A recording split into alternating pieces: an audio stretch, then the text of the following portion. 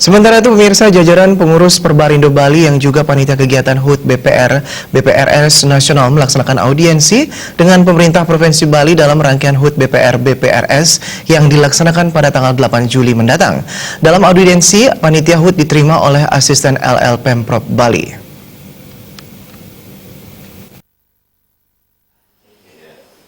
HUT BPRS Nasional yang jatuh pada tanggal 21 Mei yang lalu akan diperingati oleh Perhimpunan Bank Perkreditan Indonesia Wilayah Bali atau Perbarindo Bali dengan menggelar kegiatan berupa fun walk yang akan dilaksanakan di lapangan Niti Mandala Renon Denpasar pada tanggal 8 Juli mendatang.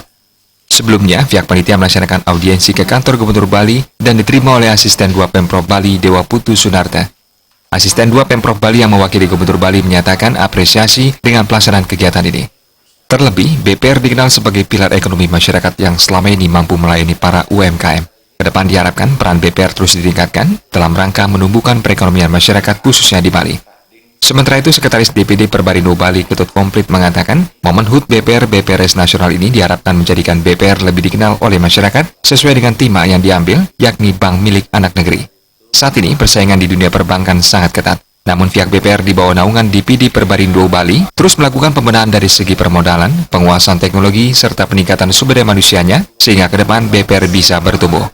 Saat ini kan banyak tantangan, baik dari segi permodalan, teknologi, sumber daya manusia, sebagainya, termasuk bagaimana BPR itu mendapat diterima oleh masyarakat Bali karena sebagai lembaga kepercayaan, maka event seperti Hari BPR ini menjadi momentum yang baik untuk memperkenalkan BPR ke masyarakat luas agar BPR itu bisa diterima dan bisa diketahui bahwa BPR itu adalah bank yang melayani masyarakat UMKM, bank yang bisa proses kredit lebih cepat, bank yang bisa melayani ke lapangan, sebagainya.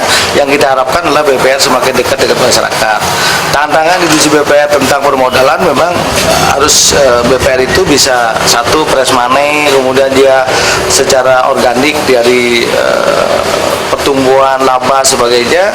Yang kita harapkan BPR itu tidak jadi masalah di permodalan.